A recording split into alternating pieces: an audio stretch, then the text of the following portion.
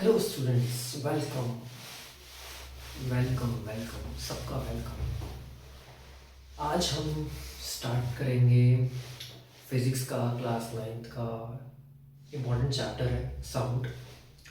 तो साउंड पढ़ने वाले हैं आज हम लोग, जिसको हम कह सकते हैं 9th क्लास के लिए काफ़ी इम्पोर्टेंट है।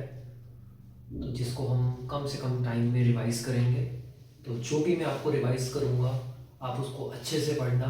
डेफिनेटली एग्ज़ाम में यही चीज़ें, यही कंसेप्ट आपको आएंगे। बस आप इन कंसेप्ट्स को अच्छे से पढ़ के जाना। चलो फिर स्टार्ट करते हैं हम आज की class. What is sound? Sound क्या है? देखो, साउंड एक फॉर्म ऑफ एनर्जी है। Sound is a form of energy, एक ऐसी एनर्जी जिसकी वजह से हम सुन रहे हैं, अपने आसपास अपने सराउंडिंग्स की आवाज़ को सुन रहे हैं। हम डेली अपने आसपास की डिफरेंट डिफरेंट टाइप्स की साउंड सुनते हैं। Sound is a form of energy, एक ऐसी एनर्जी जिसकी वजह से हम क्या कर रहे हैं, अपने आसपास की साउंड्स को सुन पा रहे हैं। तो कहते हैं साउंड क्या है? Sound is a vibration. Sound क्या है? एक वाइब्रेशन है, एक ऐसी वाइब्रेशन है जो एक मीडियम के थ्रू क्या कर रही है, प्रोपगेट कर रही है। एक मैकेनिकल वेव्स में एक मीडियम के अंदर क्या कर रही है, प्रोपगेट कर रही है, ट्रैवल कर रही है। एक ऐसी वाइब्रेशन जो एक मीडियम के अंदर क्या कर रही है, वाइब्रेट कर रही है। तो sound is produced because of vibration of the object. Sound कब प्रोड्यूस होती है? जब कोई ऑब्जेक्ट वाइब्रेट करता है। Sound is produced when object vibrate. जब तक ऑब्जेक्ट वाइब्रेट नहीं करेगा साउंड इज नॉट प्रोड्यूस्ड। तो साउंड कब प्रोड्यूस होती है? जब कोई ऑब्जेक्ट वाइब्रेट करता है। तो vibration means to and fro motion, back and forth जिसे हम बोलते हैं। कोई बहुत रैपिडली फास्ट आगे पीछे फटाफट मूव करता है, रैपिडली मूव करता है, to and fro, back and forth. तो जब कोई object fast to and fro move करेगा, बैक एंड फोर्थ मूव करेगा, दैट मींस ऑब्जेक्ट वाइब्रेट करेगा। और जब वो ऑब्जेक्ट वाइब्रेट करेगा तो आपको साउंड सुनाई देगी। जैसे आप देखते हो जब आपका मोबाइल फोन वाइब्रेट करता है तो एकदम फटाफट टू एंड फ्रो मूव करना शुरू कर देता है और आपको एक साउंड सुनाई देती है। आपको पता लग जाता है कि हमारा फोन वाइब्रेट कर रहा है। हम किसी चीज को स्क्रैच करते हैं, तब भी हम उसको स्क्रैच कैसे करते हैं? उसको हल्का हल्का आगे पीछे थंब से हम back and fourth rapidly move करवाते हैं, उसको स्क्रैच करते हैं। उस केस में भी ऑब्जेक्ट वाइब्रेट करता है। उस केस में भी क्या होता है, साउंड प्रोड्यूस होती है। तो sound is produced when object vibrate. Vibration means to and fro motion. तो ये तो हो गया साउंड क्या होता है। अब बात हो रही है what is propagation of sound. Propagation का मतलब होता है ट्रैवल करना। जैसे अगर मैं कुछ बोल रहा हूं तो वो आपके कानों तक कैसे पहुंच रही है, तो हमारी आवाज एक दूसरे तक कैसे ट्रैवल कर रही है। प्रोपगेशन मतलब होता है ट्रैवल करना। तो कैसे ट्रैवल कर रही है, सबसे पहले कुछ टर्म समझते हैं। सबसे पहले बात होती है what is medium. The matter और a substance through which sound is transmitted. Medium क्या है? एक ऐसा मैटर, एक ऐसा सब्सटेंस जिसके थ्रू साउंड क्या कर रही है, ट्रैवल कर रही है। It can be solid, liquid और गैस। वो सॉलिड भी हो सकता है, लिक्विड भी हो सकता है और गैस भी हो सकता है। व्हेन ऑब्जेक्ट वाइब्रेट, जब कोई ऑब्जेक्ट वाइब्रेट करता है तो क्या होता है, it forces the neighbouring particles of the medium to vibrate. वो अपने साथ वाले पार्टिकल्स के ऊपर फोर्स लगाएगा जिससे कि वो भी उसके साथ वाइब्रेट करना शुरू कर देगा। तो एक पार्टिकल अपने साथ वाले पार्टिकल्स को फोर्स लगाएगा, जब वो फोर्स लगाएगा तो उसके साथ वाला पार्टिकल भी क्या करेगा, वाइब्रेट। तो these vibrating particles then force the particles adjacent to them to vibrate. Means फिर उसके साथ वाला अपने साथ वाले पर क्या लगाएगा, फोर्स लगाएगा, उसको वाइब्रेट करेगा। तो ऐसे ये ऑब्जेक्ट्स के अंदर, मतलब उस मीडियम के अंदर जो ऑब्जेक्ट्स होंगे ना, जो उनके अंदर वाइब्रेशन होगी। वाइब्रेशन कैसे हो रही है, सारे पार्टिकल एक दूसरे के बीच में फोर्स लगा रहे हैं जिससे कि वो आपस में सारे वाइब्रेट करें। तो होता क्या है, एक पार्टिकल अपने एडजेसेंट पार्टिकल्स को क्या करेगा, फोर्स लगा के उसके बीच में एक वाइब्रेशन क्रिएट करके खुद अपनी ओरिजिनल पोजीशन पर वापस आ जाएगा। मतलब पार्टिकल्स आगे ट्रेवल नहीं करते, पार्टिकल्स के बीच में जो वाइब्रेशन हो रही है वो हमारी धीरे धीरे कानों तक ट्रांसफर हो रही है, और ये वाइब्रेशन तब तक प्रोड्यूस करेगी जब तक वो आवाज हमारे कानों तक पहुंच ना जाए, तब तक ऑब्जेक्ट के अंदर जो पार्टिकल्स है, उस मीडियम के अंदर के जो पार्टिकल्स है वो क्या करते जाएंगे, एक दूसरे के बीच में वाइब्रेशन क्रिएट करेंगे, उसके बीच में एक डिस्टर्बेंस क्रिएट करेंगे। तो particles do not travel at all. Particles के बीच में जो वाइब्रेशन हो रही है, जो डिस्टर्बेंस क्रिएट हो रही है, वो क्या कर रही है, आगे कैरी फॉरवर्ड हो रही है। तो in this way vibration produced by an object are transferred till it reaches the ear। जब तक वो हमारे कानों तक पहुंच ना जाए तब तक वो वाइब्रेट करता रहेगा। हमेशा याद रखना, sound waves are characterised by the motion of the particles in the medium and are hence mechanical waves. देखो साउंड वेव्स को मैकेनिकल वेव्स बोलते हैं। कहता भाई क्यों? क्योंकि साउंड वेव को जो कैरेक्टराइज करते हैं वो किससे करते हैं, जो भी मीडियम के पार्टिकल, जब भी मीडियम के पार्टिकल्स मूव करेंगे उसके मूवमेंट की वजह से हम क्या कर सकते हैं, साउंड वेव को कैरेक्टराइज कर सकते हैं। Sound wave are characterised by motion of the particles in the medium, इसलिए हम उनको क्या बोलते हैं, मैकेनिकल वेव्स। क्वेश्चन है what is mechanical wave? Because sound waves are characterised by motion of the particles in the medium and hence are called mechanical waves. अब ये जो साउंड वेव्स की हम बात कर रहे हैं कि साउंड वेव्स हमारी मैकेनिकल वेव्स होती है, लेकिन एक चीज का ध्यान रखना, हमारे पास दो चीजें होती हैं कि जब कोई ऑब्जेक्ट वाइब्रेट करता है तो हमारे उस मीडियम के अंदर ना दो टाइप्स के प्रेशर क्रिएट होते हैं, एक हाई प्रेशर और एक लो प्रेशर। जो हाई प्रेशर होता है ना उसे हम कंप्रेशन बोलते हैं, और जो लो प्रेशर का रीजन होता है उसे हम रेयरफेक्शन बोलते हैं। तो अब ये कंप्रेशन और रेयरफेक्शंस क्या होते हैं? कहता है when vibrating object move forward, it pushes and compress the air in front of it and creating a region of high pressure which is called compression। क्या होता है जब कोई ऑब्जेक्ट वाइब्रेट करता है ना तो वो फॉरवर्ड की तरफ पुश करता है, ये हो गया बैकवर्ड, ये हो गया फॉरवर्ड। जैसे मैंने आपको डायग्राम में समझाया, ट्यूनिंग फॉर्क होता है, तो जब ये वाइब्रेट करते हैं ना तो ये एयर को अपने मीडियम में फॉरवर्ड की तरफ पुश करेगा। फॉरवर्ड मतलब उसको कंप्रेस करेगा। जैसे ही फॉरवर्ड करेगा तो प्रेशर हाई हो जाएगा, उसको कंप्रेस करेगा, उस केस में प्रेशर हाई हो जाएगा, तो वो एक हाई प्रेशर का रीजन क्रिएट करेगा जिसे हम क्या बोलेंगे, कंप्रेशन।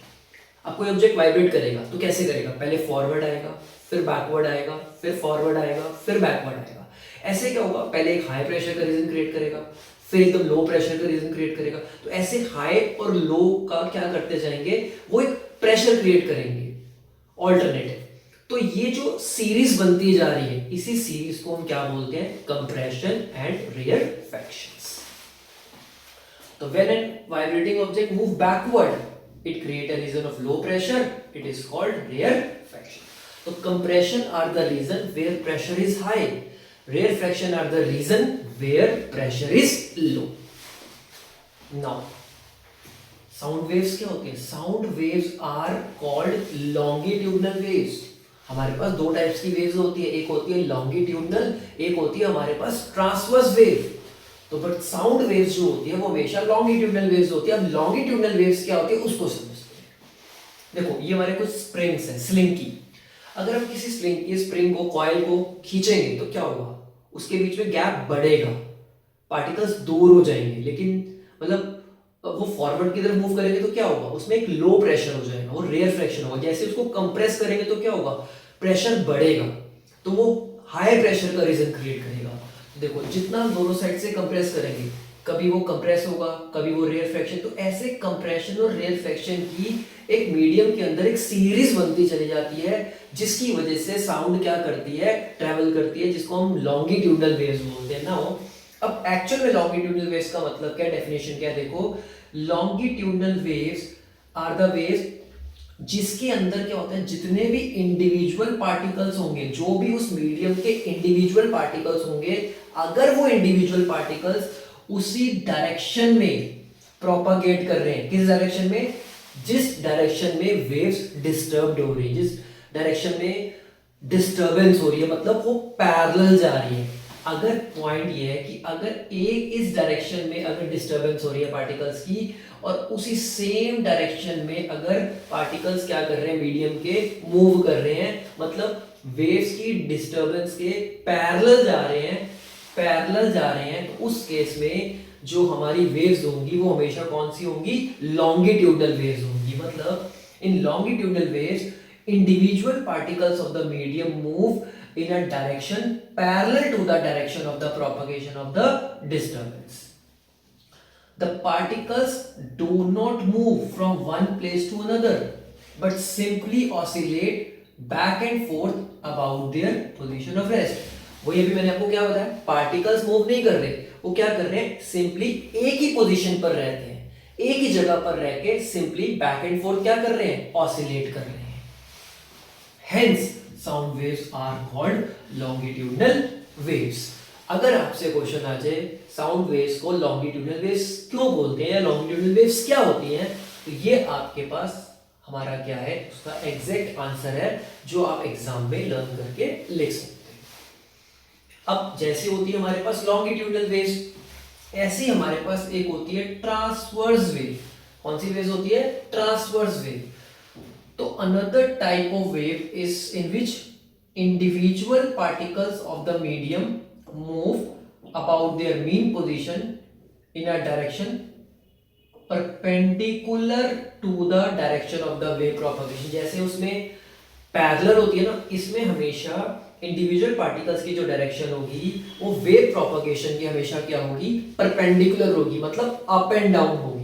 तो अगर वेव प्रोपगेशन और इंडिविजुअल पार्टिकल्स की डायरेक्शन पैरेलल जा रही है, सेम डायरेक्शन में जा रही है, तो मतलब वो होगी हमारे पास लॉन्गिट्यूडनल। बट अगर इंडिविजुअल पार्टिकल्स की डायरेक्शन और वेव प्रोपगेशन एक दूसरे के क्या है, परपेंडिकुलरली है, मतलब अप एंड डाउन मूव हो रही है, तो उस केस में जो वेव्स होगी वो कौन सी होगी, ट्रांसवर्स वेव्स।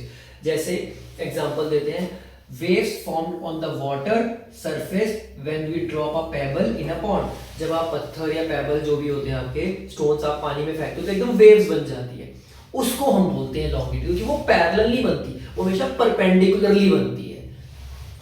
तो इसलिए waves formed on the water surface when we drop a pebble in a pond which is called transverse wave। तो साउंड हमारा एग्जांपल हो गया लॉन्गिट्यूडनल का, और ट्रांसवर्स वेव्स का एग्जांपल हो गया जब कोई हम पेबल वाटर में डालते हैं तो उस वाटर की वजह से वाटर एकदम मूव करता है, एकदम उसकी ड्रॉप ऊपर की तरफ आती है, ध्यान से देखोगे ड्रॉप एकदम ऊपर की तरफ आती है, तो उसके अंदर वो जो वेव्स बन रही है उसे हम ट्रांसवर्स वेव्स बोलते हैं। तो क्वेश्चन आता है what is the difference between पूछ रहे लॉन्गिट्यूडनल वेव्स या ट्रांसवर्स वेव्स में क्या डिफरेंस है, तो आपके पास आंसर। चलो अब देखो, अब हमारे पास साउंड वेव्स की कुछ होती है कैरेक्टरिस्टिक्स ऑफ साउंड वेव। देखो मेनली 5 मेन कैरेक्टरिस्टिक्स होती है साउंड वेव की, राइट। सबसे पहले आती है हमारे पास wavelength, frequency, time period, amplitude and velocity. ये 5 मेन कैरेक्टरिस्टिक्स होती है जो काफी इंपॉर्टेंट है, जिसके बारे में अब हम पढ़ते हैं। देखो ये हमारे पास क्या है, एक डेंसिटी और प्रेशर की एक लाइन है, ठीक है, इसको समझना। ये जो मैक्सिमम पीक है ना, जहां पे ये कर्व मैक्सिमम कर्व से घूम रहा है, मतलब मैक्सिमम पीक जिसे बोलते हैं, नीचे आता है वैली, तो ये जो मैक्सिमम पीक होती है इसे बोलते हैं क्रेस्ट, और नीचे जो वैली होती है इसको बोलते हैं ड्रॉप, ठीक है। अब एक चीज को समझना, ये जो बीच का जो डिस्टेंस है, ये दो जो अपर पोर्शन होते हैं ना, कर्व्स के जो अपर पोर्शन होते हैं ये होते हैं कंप्रेशन के, और जो नीचे लोअर पोर्शन है ना इसे बोलते हैं रेयरफ्रैक्शन। तो अपर पोर्शन बोलते हैं कंप्रेशन और लोअर जो हमारे पोर्शन होते हैं उसे बोलते हैं रेयरफ्रैक्शन, ठीक है। अब समझते हैं वेवलेंथ क्या होती है, तो कहते हैं distance between two consecutive compression, मतलब जैसे दो कंसेक्यूटिव कंप्रेशन है ये और ये, तो इसके बीच का जो डिस्टेंस, ये जो दो लगातार कंप्रेशन और रेयरफ्रैक्शन के बीच का जो डिस्टेंस है इसे हम बोलते हैं वेवलेंथ, जिसको हम लैम्डा से डिनोट करते हैं। ये एक सिंबल होता है जिसे उल्टा वाई बोलते हैं, उल्टा करके वाई बना दो, जिसे हम बोलते हैं लैम्डा, ग्रीक लेटर में से बोलते हैं लैम्डा। वेवलेंथ मतलब एक तरह से डिस्टेंस हो गया, और डिस्टेंस की यूनिट अगर मीटर होते तो वेवलेंथ की भी क्या होगी, मीटर ही होगी। तो वेवलेंथ क्या है, ये साउंड की एक कैरेक्टरिस्टिक है।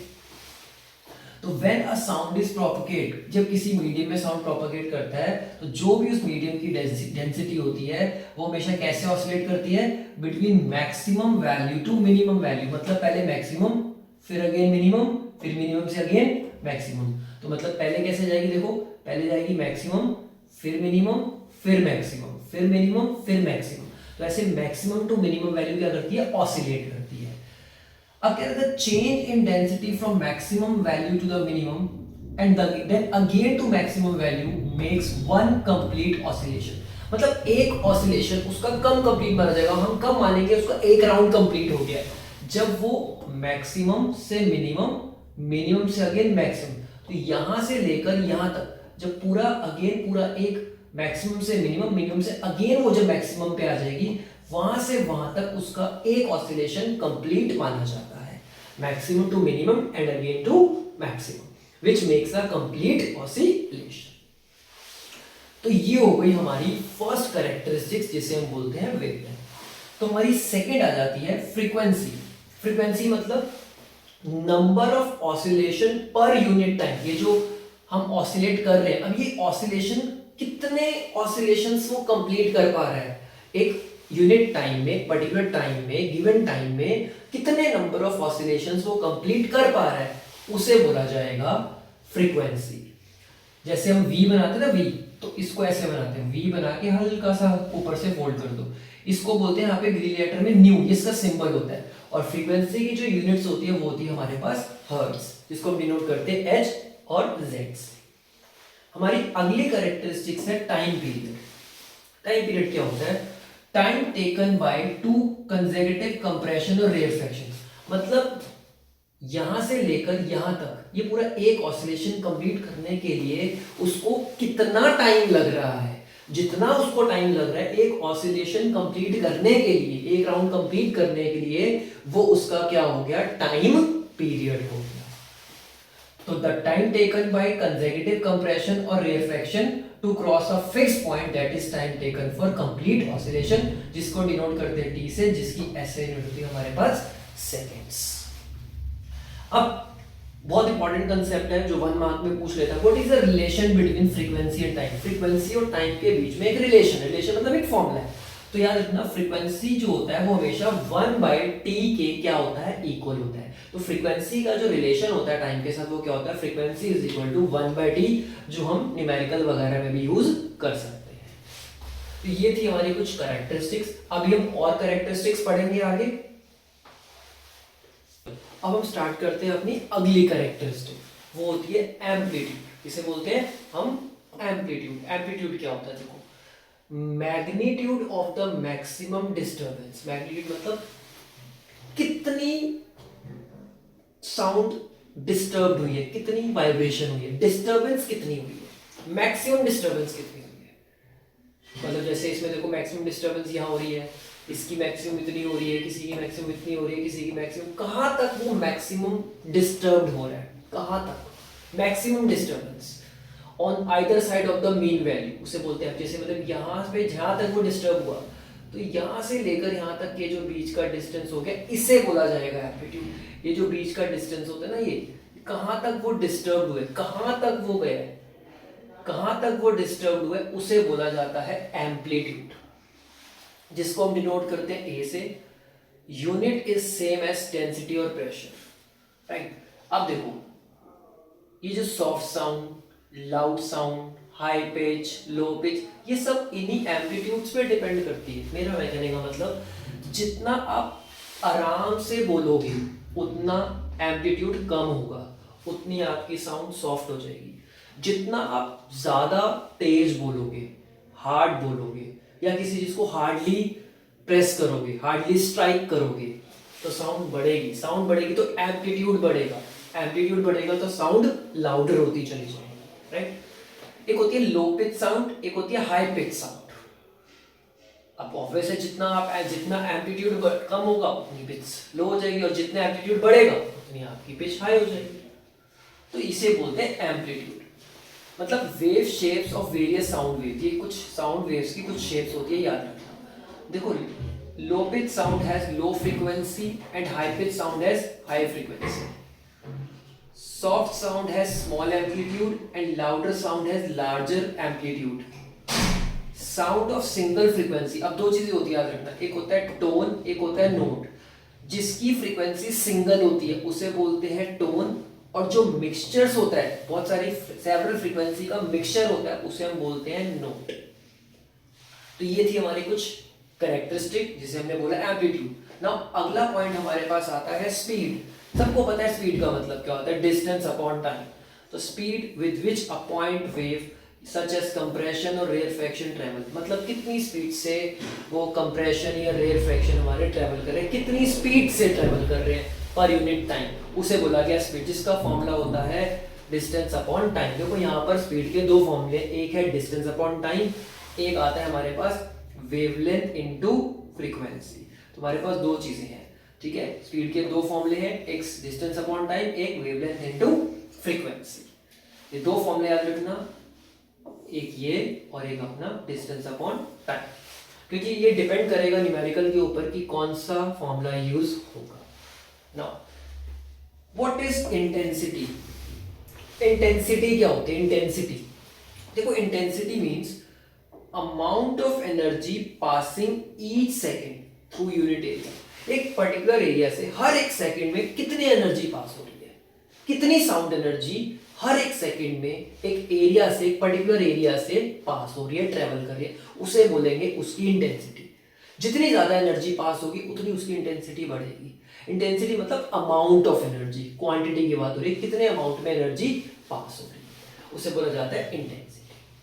ठीक है, ये हमारे पास क्या थी, ये सब कुछ कैरेक्टरिस्टिक्स थी साउंड वेव्स की, जो इस चैप्टर की काफी इंपॉर्टेंट है। चलो अब हमारे पास कंसेप्ट है speed of sound in different medium. क्या होता है, देखो डिफरेंट मीडियम्स में जो साउंड की स्पीड होती है ना, वो हमेशा डिफरेंट होती है। मतलब सॉलिड, लिक्विड और गैस अलग अलग मीडियम से, तो साउंड की जो स्पीड होती है ना, वो अलग अलग मीडियम्स में डिफरेंट होती है।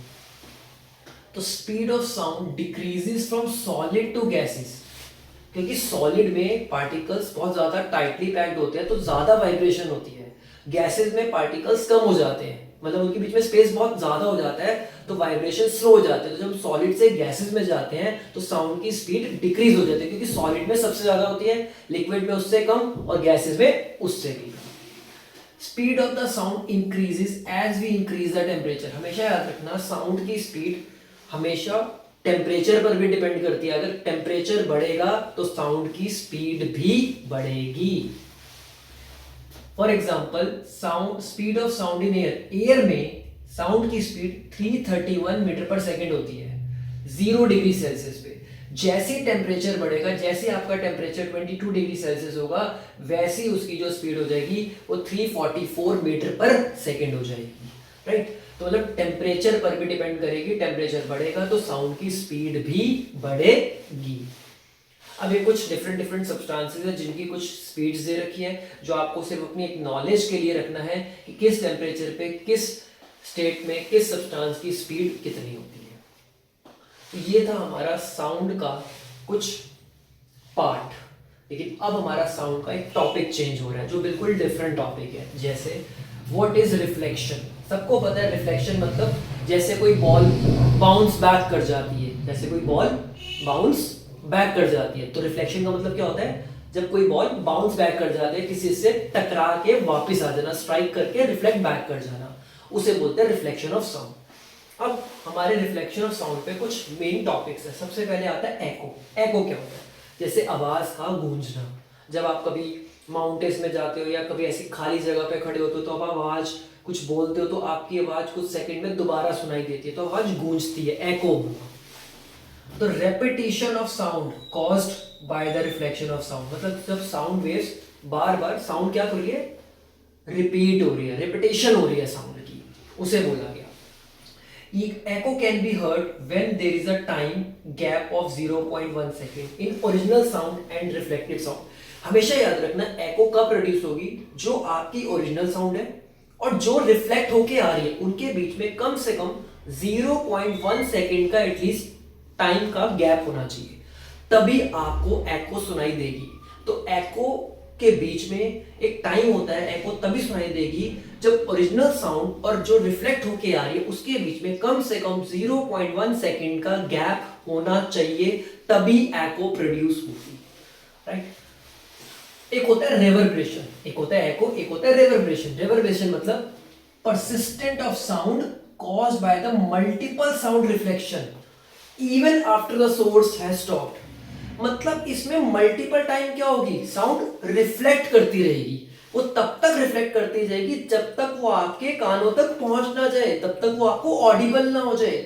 उस रिवर्बरेशन को रिड्यूस करने के लिए कुछ साउंड एब्जॉर्बेंट मटेरियल लगाए जाते हैं, जैसे फाइबर बोर्ड, रफ प्लास्टर्स, ये सब यूज करे जाते हैं, क्योंकि ये क्या करते हैं, साउंड को एब्जॉर्ब कर लेते हैं, जिससे कि आपको साउंड क्लियरली सुनाई दे सके। वरना साउंड मल्टीपल टाइम रिफ्लेक्ट करती जाएगी, सराउंड होती चली जाएगी, जो आपको सुनाई, जैसे सराउंड हो जाती है ना, तो सराउंड होती जाएगी जो आपको फिर क्लियरली सुनाई नहीं देगी। अब ये जो मल्टीपल रिफ्लेक्शंस की बात कर रहे हैं, इन्हीं मल्टीपल रिफ्लेक्शंस के कुछ यूजेस होते हैं। कहाँ कहाँ अपनी रियल लाइफ में ये मल्टीपल रिफ्लेक्शंस के यूजेस देखते हैं। एक तो जो मेगाफोन्स, लाउड हेलर्स वगैरह होते हैं, ठीक है, हॉर्न्स वगैरह हो गए, जहाँ पे इनका यूज किया जाता है। जो डॉक्टर स्टेथोस्कोप यूज करते हैं मेडिकल इंस्ट्रूमेंट्स में, अपने हार्ट और लंग्स की चीज़ों को स्कैन करने के लिए, उनकी आवाज़ को सुनने के लिए, जिससे कि हमें पता लगे कि हमारे हार्ट में या लंग्स में कहाँ पे कोई प्रॉब्लम है।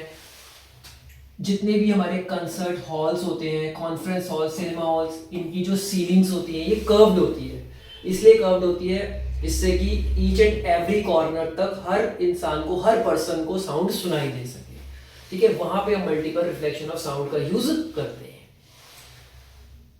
नाउ हमारा जो अगला टॉपिक है वो है रेंज ऑफ हियरिंग। देखो, हमारी सुनने की ना एक रेंज होती है, एक ऑडिबल रेंज होती है। तो हमारी जो रेंज होती है, ह्यूमन बीइंग्स की जो रेंज होती है, वो 20 हर्ट्ज से 20,000 हर्ट्ज होती है। 20 हर्ट्ज से 20,000 हर्ट्ज। जिन चिल्ड्रंस की एज 5 साल से कम, ये जो डॉग्स होते हैं, वो कम से कम 25 किलो हर्ट्ज तक साउंड को सुन सकते हैं। 25 किलो हर्ट्ज मतलब 25,000 हर्ट्ज, क्योंकि 1 किलो हर्ट्ज में 1000 हर्ट्ज होते हैं, राइट।